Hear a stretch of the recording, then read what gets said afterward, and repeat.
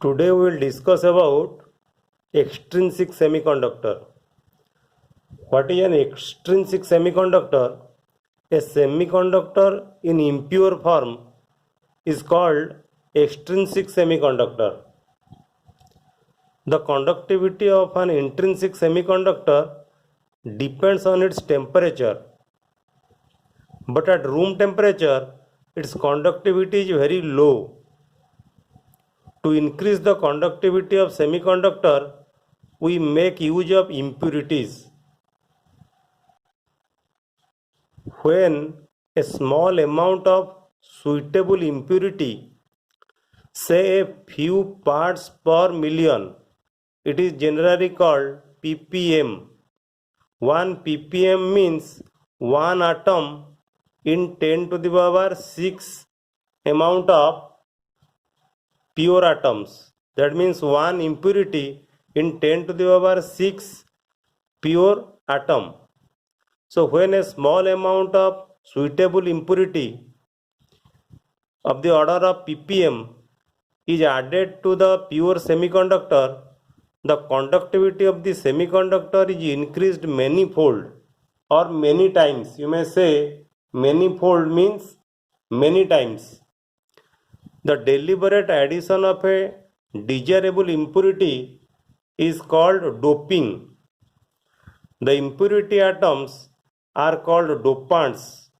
Such a material is called doped semiconductor. Let us know what are the characteristics of the dopant.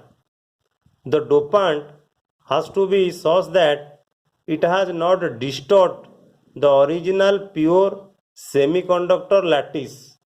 Okay, when the dopant takes the place of semiconductor lattice, it should not distort or disturb the lattice position. It occupies only a very few of the original semiconductor atom sites in the crystal. I have told you we dope generally impurity of the order of ppm. The size of dopant should be nearly equal to the size of the semiconductor atom. So you should choose such atoms whose size is equal to or nearly equal to the size of the extrinsic semiconductor atoms. There are basically two types of dopants used in doping the tetravalent silicon or germanium, that is the extrinsic semiconductors. One is your extrinsic semiconductor silicon and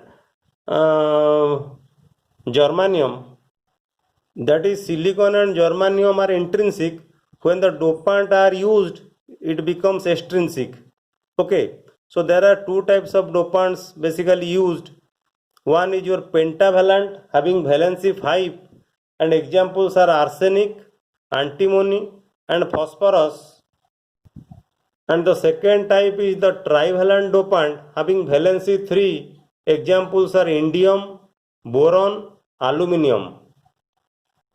Now let us know what are n-type semiconductors.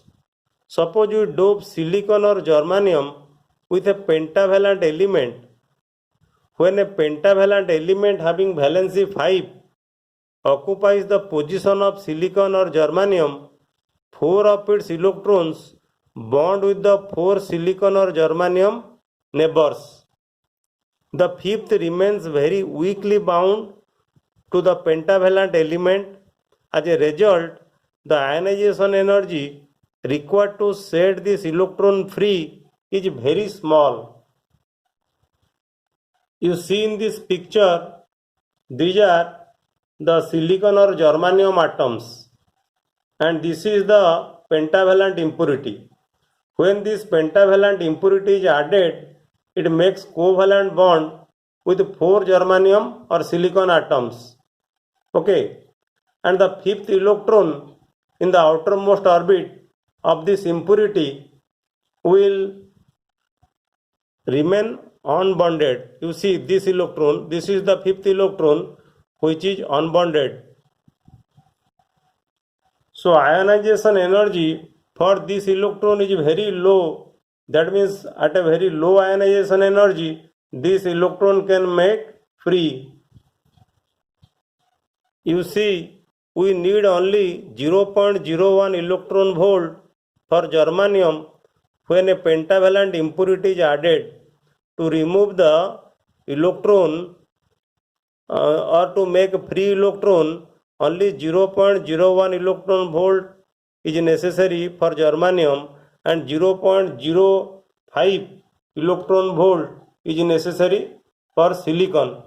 But if you take the intrinsic semiconductor, when there is no impurity, which we say intrinsic semiconductor, for germanium it is the ionization energy is equal to 0.72 electron volt, and for silicon the energy is 1.1 electron volt. That means thermal excitation is possible at a room temperature if you give this amount of energy to germanium to move the electron from valence band to conduction band. So if you compare the two energies, in the case of the impurity or doping, we need a very small energy for the generation of the free electrons in comparison to the intrinsic semiconductors. So in room temperature, we get large number of free electrons in the lattice of the semiconductor. When the electron comes out, this atom is called a donor core and it becomes positive, and this is the electron for conduction. This is the conduction electron and this is the donor core of the impurity atom. Remember, the pentavalent dopant is donating one extra electron for conduction. Hence the pentavalent dopant is called donor impurity. The number of electrons made available for conduction by dopant atoms depend on the doping level and is independent of the increase in ambient or surrounding temperature. The number of free electrons with equal number of holes generated by silicon or germanium atoms increases weekly with temperature. That is the number of electrons or holes in intrinsic semiconductor is very less in comparison to the number of electrons in extrinsic semiconductor. That is, in the doped semiconductor or extrinsic semiconductor, total number of conduction electrons Ne is equal to electrons contributed by donors plus electrons generated from the intrinsic source, and the total number of holes is equal to the holes generated only from the intrinsic source. Since the rate of recombination of holes is directly proportional to the number of electrons, the number of hole reduces due to doping. In N-type semiconductor, we make the level of doping in such a way that the number of conduction electrons is much larger than the number of holes. That is, Ne is very large than NH. Therefore, in N-type semiconductor, electron becomes the majority carriers and holes becomes the minority carriers. So the extrinsic semiconductor doped with pentavalent impurity are called N-type semiconductors. Now let us discuss about P-type semiconductors. Suppose we dope silicon or germanium with a trivalent impurity. When a trivalent element having valency 3 occupies the position of silicon or germanium, 3 of its elements make bond with the neighboring 3 silicon or germanium atoms. The trivalent atom has a vacancy or hole. An outer orbit electron in the neighborhood of silicon may jump to fill this vacancy, leaving a vacancy or hole at its own site. Thus, the hole is available for conduction. You see, this is a trivalent impurity having valency 3. So 3 electrons of this impurity will make bond with 3 silicon atom. Okay, so there is a hole or there is a vacancy. So to this vacancy, an electron from this nearby silicon atom may jump. Okay, so the vacancy will be created here or a hole will be created here. So there will be a hole available in the lattice for conduction. That is why the trivalent dopant becomes effectively actually negatively charged. You see, the trivalent dopant or the acceptor core becomes negative. In the doped semiconductor, total number of holes NH is equal to the holes contributed by the donors plus the holes generated from intrinsic source. Okay, but the total number of electrons is due to the electrons. Total number of electrons Ne is nothing but the electrons generated from intrinsic source only. In p-type semiconductor, we make the level of doping in such a way that the number of conduction holes is much larger than the number of electrons. That is, NH is very greater than Ne. Therefore, in p-type semiconductor, hole becomes the majority carriers and electrons the minority carriers. In p-type semiconductors, the recombination process will reduce the number of intrinsically generated electrons. Remember, in p-type semiconductors, the recombination process will reduce the number of intrinsically generated electrons. To maintain charge neutrality condition, the charge of dopant is equal and opposite to the charge of the ionized core in the lattice. So what is the definition of p-type semiconductor? Extrinsic semiconductors doped with trivalent impurity are called p-type semiconductors. Now let us discuss how the energy band structure of semiconductor changes by doping. The energy band diagram of n-type semiconductor. First let us discuss the energy band diagram in n-type silicon semiconductor.